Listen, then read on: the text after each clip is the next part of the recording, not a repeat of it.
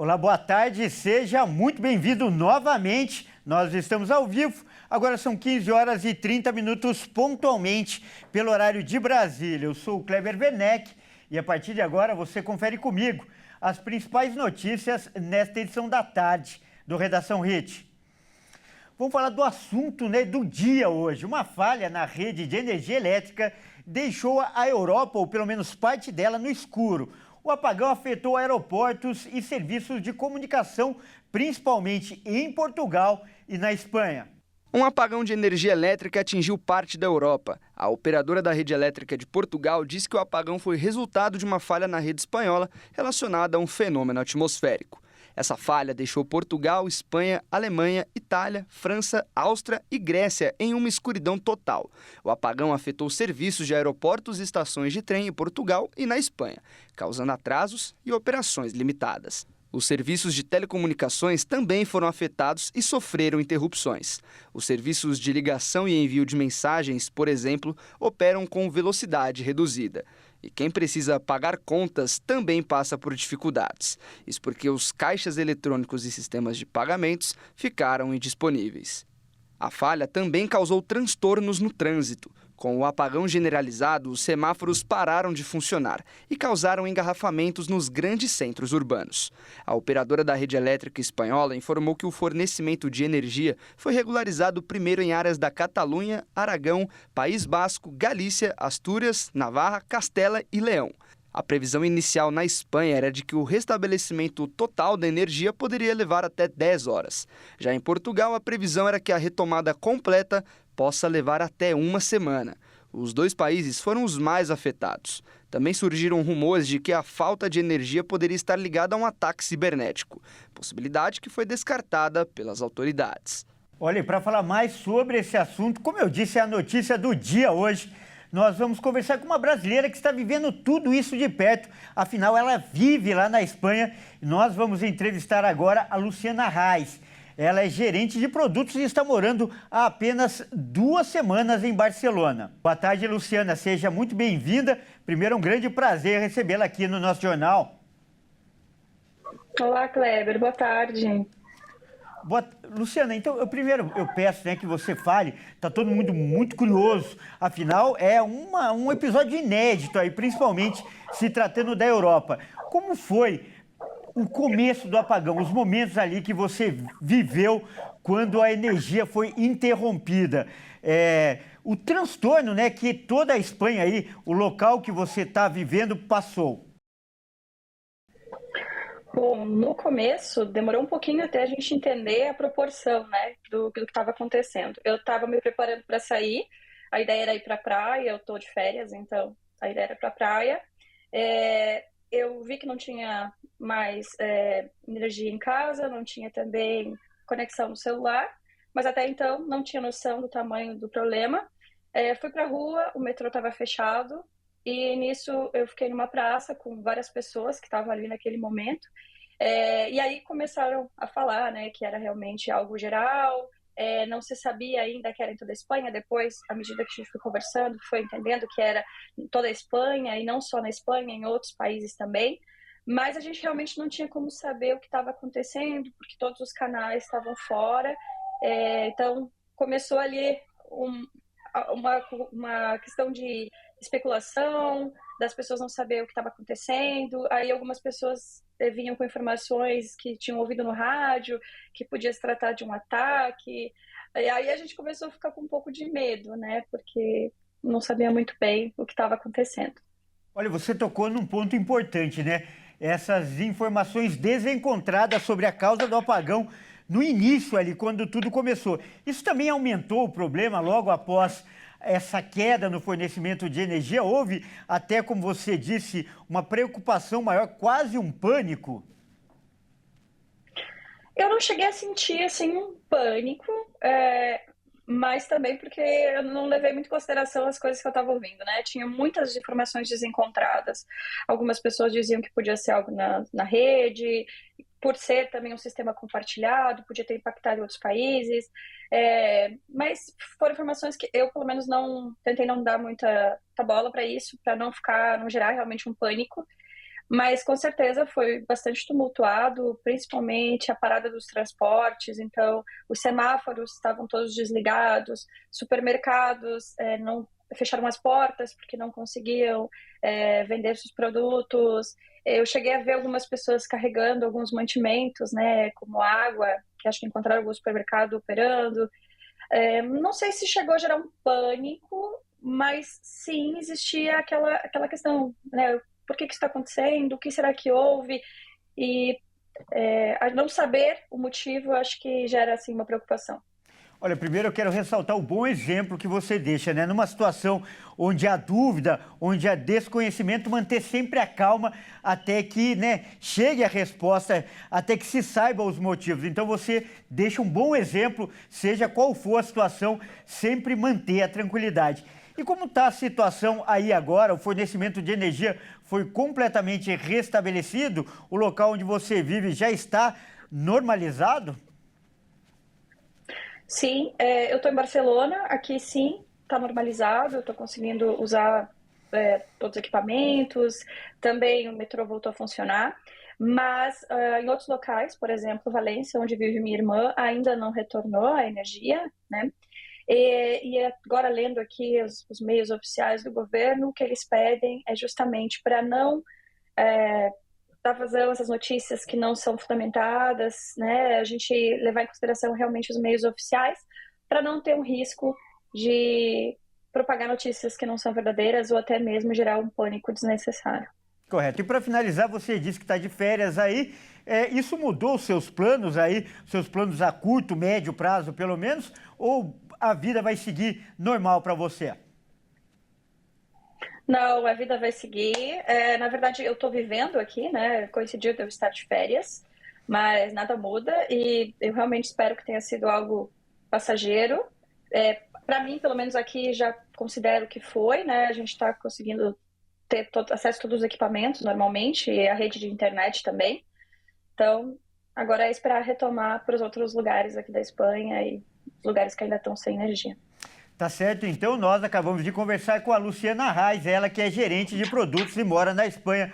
Luciana, primeiro, muito obrigado pela sua participação e pelo bom exemplo, a sensatez que você deixa aí para as pessoas, até quem vive no Brasil ou tem algum parente aí, mostrando essa tranquilidade que você passou aí. Muito obrigado, viu? Por nada. Até mais. Grande abraço. Olha só, a gente vai continuar falando desse assunto, né? Porque autoridades de Portugal e da Espanha descartaram a hipótese que um ataque cibernético, como foi cogitado no início, possa ter causado o apagão na Europa. O motivo teria sido, olha só, um fenômeno atmosférico raro. Vamos conferir.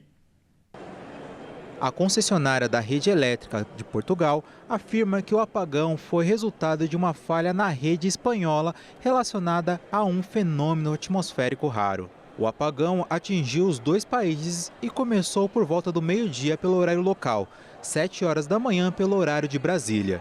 Por causa da falta de luz, vários serviços foram interrompidos nos dois países. Aeroportos e estações de trem foram afetados. Segundo a empresa, o fenômeno é conhecido como vibração atmosférica induzida e foi causada por oscilações fora do comum nas linhas de alta tensão, devido às variações extremas de temperatura no interior da Espanha, causando falhas de sincronização entre os sistemas elétricos em toda a rede europeia interligada. O Centro Nacional de Cibersegurança de Portugal emitiu um comunicado afirmando não haver indícios de que a interrupção tenha sido causada por um ataque cibernético. Os governos espanhol e português estão investigando a causa do apagão. Olha, realmente esse é um assunto muito técnico. Então, para ajudar você que nos assiste a entender melhor sobre esse assunto, nós vamos conversar agora com o Dr. Francisco Hernandes, ele que é PhD em Ciências da Energia pela USP.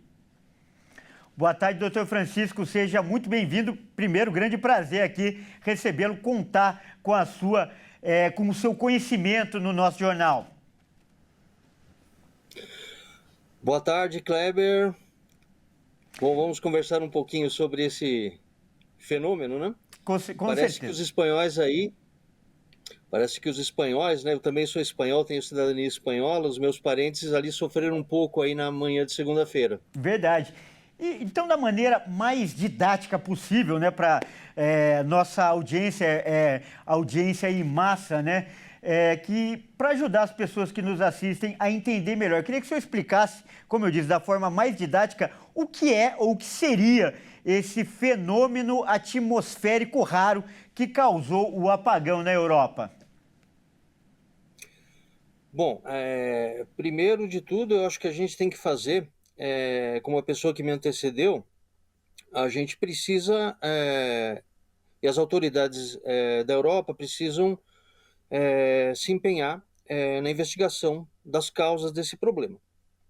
De fato, apareceram muitas informações desencontradas, um monte de gente dizia coisas distintas, se aventou a hipótese de ocorrer um cyberataque na rede, o que é possível de ocorrer, mas a investigação completa ela vai se dar nas próximas semanas e aí de público as autoridades vão se pronunciar. Eu gostaria de dizer que esse fenômeno, no final das contas, ele não é tão raro quanto se propagandeia ou alguns órgãos de comunicação acabaram veiculando, porque essas oscilações nas redes de alta tensão, especificamente aonde provavelmente surgiu, que foi num trecho de 400 kV, que é extra alta tensão, não são fenômenos raros, porque sob a ação do vento ocorrem perturbações nas linhas de transmissão e ocorrem algumas oscilações, inclusive mecânicas. Não se trata de um fenômeno raro, se a gente observar passando, por exemplo, pelas estradas e observando as linhas de alta tensão, a gente vai poder observar, e agora talvez mais porque a curiosidade ficou estimulada, que próximo daqueles isoladores das torres de alta tensão, que são aqueles dispositivos que são bastante visuais, né? Vocês podem observar que naquele ponto de contato, naquele ponto de apoio, existem em geral, dois equipamentos bem pequenos que estão ali ao lado daquele ponto de suspensão. Na verdade, aqueles equipamentos, eles são atenuadores mecânicos para oscilações que ocorrem no cabo, devido à ação de ventos, que mudam em intensidade e mudam também na sua frequência de aparecimento. E causam, no final das contas, turbulência do próprio ar no entorno dos condutores. E essa turbulência, dependendo do fator meteorológico, climatológico, podem estimular mais ou menos influências na corrente elétrica.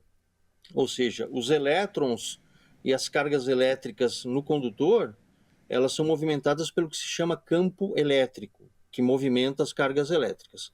Tal como o campo gravitacional, que movimenta as massas, por exemplo, aqui onde a gente se encontra. Então, qualquer perturbação ou oscilação em torno de um cabo de alta tensão pode provocar uma fadiga mecânica, provocando um torce-retorce, dobra e desdobra na fiação, naqueles condutores, causando uma fadiga mecânica que afeta o comportamento elétrico.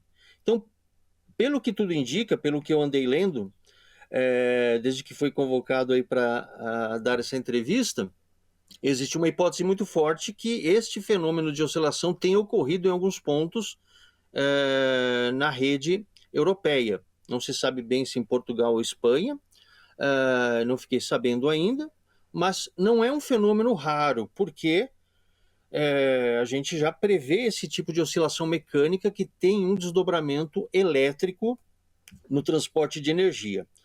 O que acaba acontecendo? Essa perturbação elétrica causa uma oscilação também na frequência do sinal elétrico. E nós temos que trabalhar com um sistema sincronizado. Por exemplo, aqui no caso brasileiro, o sincronismo se dá a 60 Hz. E essas perturbações mecânicas devido a diferenças de pressão e movimentação do ar, não é? Ocorrem. Então, o monitoramento da frequência ele tem que ser constante. É possível que muitos dos telespectadores já tenham passado perto de uma linha de alta tensão e possam ter ouvido um certo ruído que acontece embaixo de algumas delas. Este é o fenômeno envolvendo essa oscilação mecânica que se desdobra posteriormente em algum tipo de perturbação elétrica, mas que também a gente percebe do ponto de vista sonoro. Então, não se trata de um fenômeno tão raro quanto se imagina. O que acontece é que raramente esse fenômeno não é amortecido, não é atenuado, porque o sistema elétrico brasileiro, que é um sistema continental tal como o europeu, tem mecanismos de controle e monitoramento que devem ser acionados.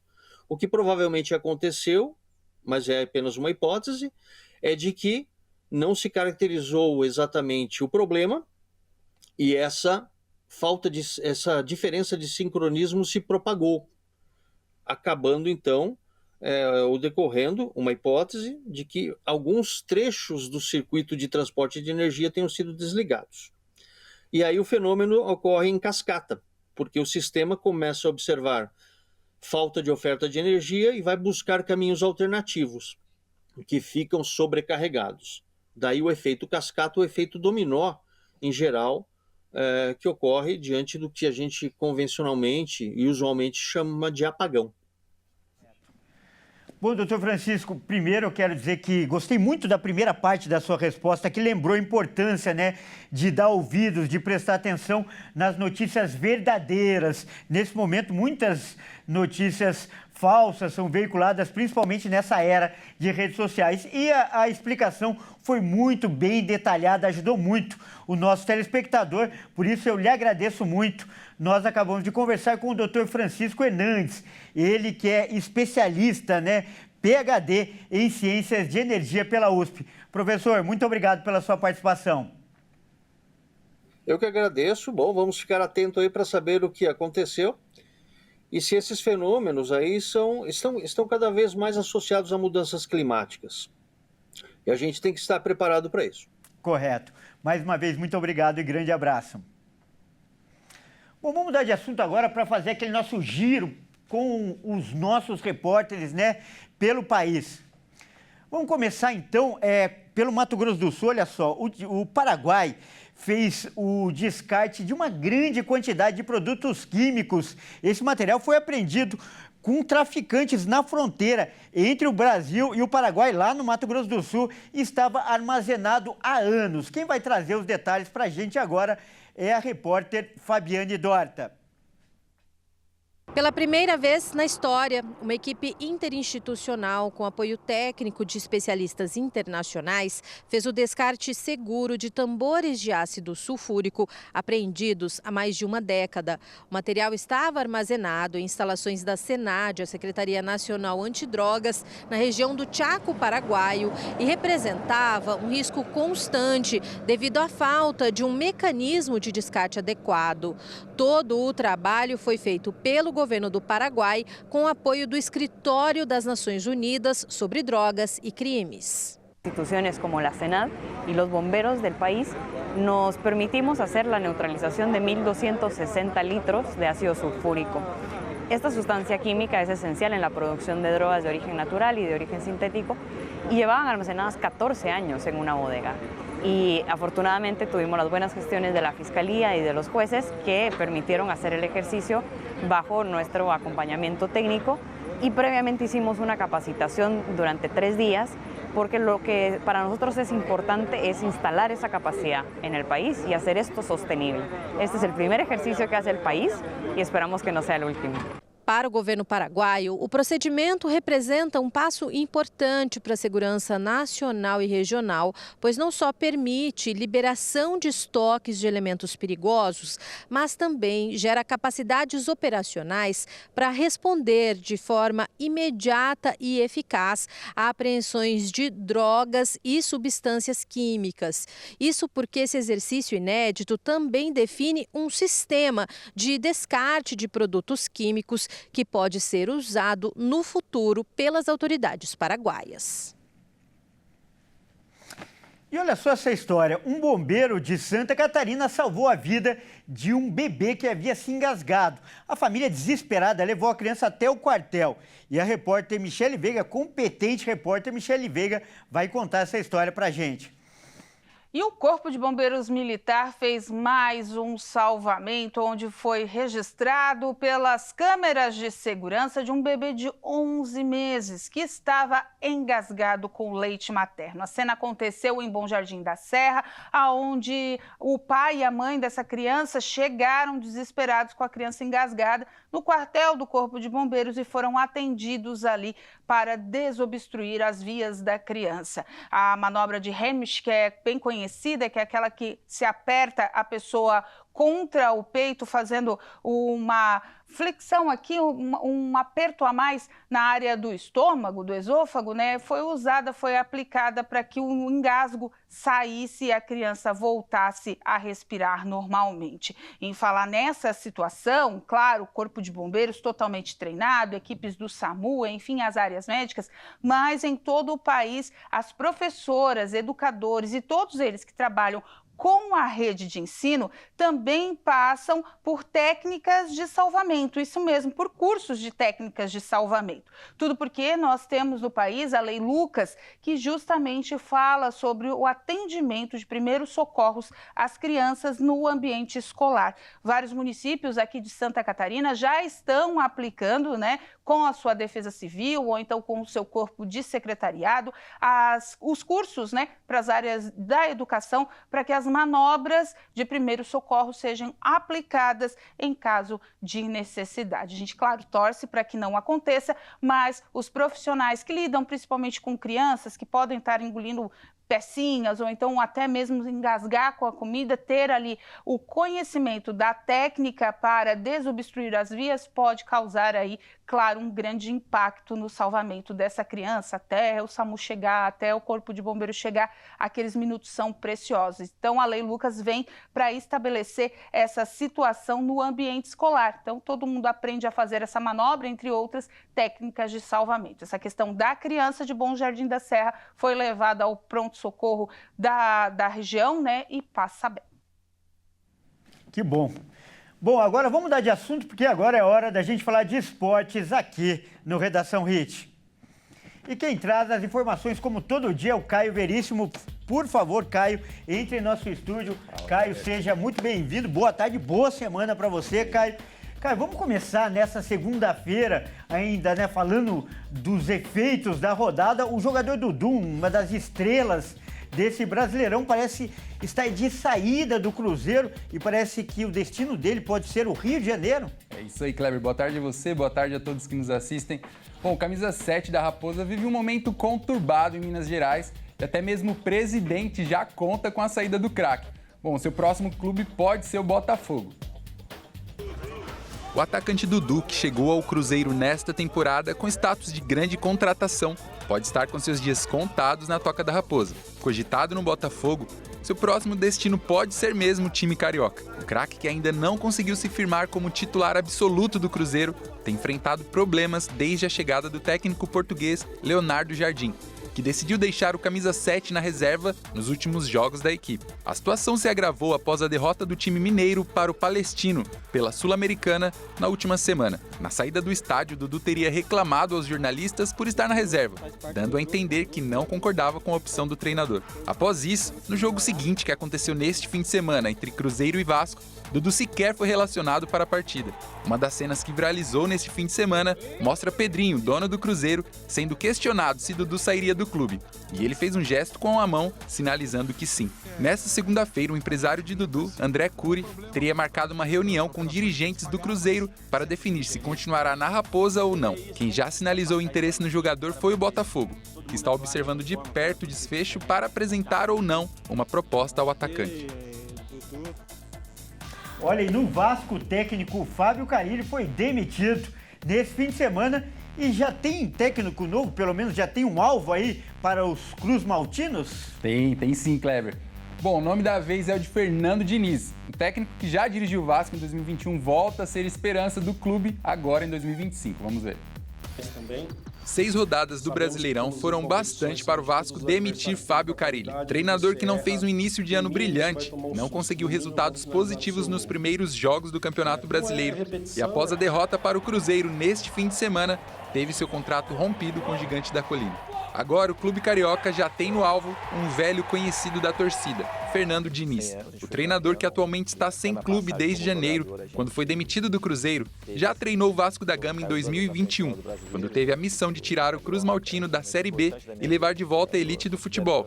Mas Diniz não conseguiu e no fim daquele mesmo ano não teve o contrato renovado. Agora o mineiro de 51 anos volta a ser cogitado na equipe carioca e é considerado pelos dirigentes vascaínos como o nome certo para o comando do time. Enquanto negocia com Fernando Diniz, Pedrinho, presidente do Vasco, tentou iniciar conversas com Thiago Carpini, atual técnico do Vitória, mas o presidente recebeu uma negativa do treinador. A próxima partida do Vasco é contra o Operário do Paraná, pela Copa do Brasil. E quem estará no comando provavelmente será Felipe Maestro, técnico interino do clube. Pedrinho, porém, não descarta a efetivação de Felipe, visto que ele já dirigiu a equipe em partidas do Campeonato Brasileiro do ano passado e muitos jogadores pediram que fosse dado ao interino a oportunidade de efetivação. Mas na época, Pedrinho não aceitou. Bom, e quem acaba de ser anunciado pelo Corinthians é Dorival Júnior. Vamos ver a foto aqui do treinador. Ele está vestindo aí a camisa do Corinthians pela primeira vez, lembrando que o Dorival já dirigiu o Palmeiras, o São Paulo e o Santos, os rivais do Corinthians. É a primeira vez que ele vai dirigir o timão aí, técnico de 63 anos de idade. A gente deseja toda a sorte para o treinador nesse novo caminho dele aí no futebol paulista. Kleber. Tá certo, então a gente deseja sorte realmente e muito obrigado pelas informações hoje, Caio. Até mais, Kleber, um abraço. Até mais. Bom, olha só, a gente agora vai trazer um alerta, né? Dados do Ministério da Previdência Social indicaram que a maior causa, né, de afastamento do trabalho são as dores lombares. Cerca de 2,5 milhões de trabalhadores foram afastados por esse motivo em 2023. Vamos ver. Quando o assunto é afastamento do trabalho por motivo de saúde, ou neste caso a falta dela, hérnia de disco e dor lombar são as principais causas que geraram benefícios por incapacidade temporária no Brasil em 2023. Os dados do Ministério da Previdência Social mostram que mais de 2,5 milhões de trabalhadores conseguiram esse benefício em 2023.